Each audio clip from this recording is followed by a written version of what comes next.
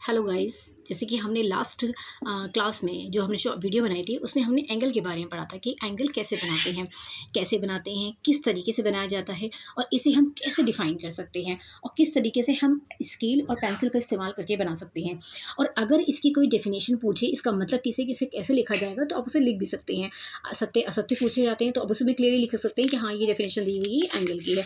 लेकिन अगर एनसीईआरटी में कोई दे रखी है तो आपको वही याद करनी है। अब हम बात करेंगे कोण यानी कि एंगल के भाग।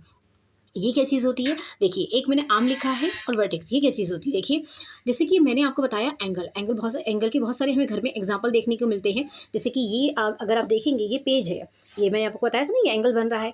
तो देखेंगे इसकी ये साइड है और इसकी ये साइड है। जैसे कि चिमटा है, पेंसिल्स है, सीजर, उसकी भी दो भुजाएं होती हैं। तो इस तरीके से अगर देखेंगे तो इसकी भी ये दो साइड है, उसको भी पकड़ने वाली दो डंडियाँ होती हैं। तो जो हमने एंगल बनाया है तो इसमें भी दो डंडियाँ हैं। जैसे ये मैं अपनी घरेलू इसमें यूज़ कर रही हूँ लैंग्वेज, लेकिन ऐसा नहीं बोलना है आपको, लेकिन मैं समझाने के लिए बोल रही हूँ। जैसे कि लेकिन हमने मैथ में हम इसे रे कहते हैं, ये हमने रे लिए, ये रे लिए, इससे मिलकर हमने एक एंगल बनाया है।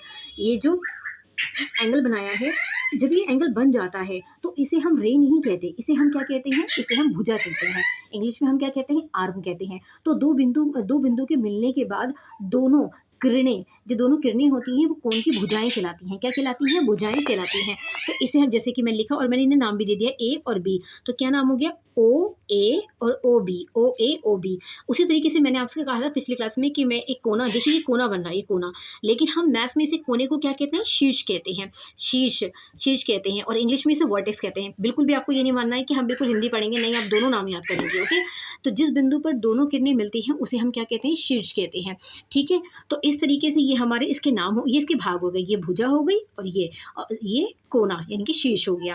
अब इसके बाद हम इसे लिखेंगे कैसे? अगर आप देखेंगे इसके लिखने के तरीके होते हैं। जैसे कि मैंने आर्म्स बताया, तो ये हमारा एंगल है, तो देखिए ओ ए भुजा, ओ बी ये भुजा, ये हो गया। लेकिन और ये कोना जो है, ये जो कोना है, इसे वर्टेक्स कहते हैं, इसे ऐसे लिख दिया। एंगल को हम यानी कि इस तरीके से लिखते हैं। ये मैथ के सवाल सॉल्व करते समय हम एंगल को पूरा नहीं लिखेंगे, उसका ये सिंबल यूज़ करते हैं। और इसे कैसे लिखेंगे? एंगल ओ, या फिर angle A O B, angle A O B, angle B O A, angle B O A.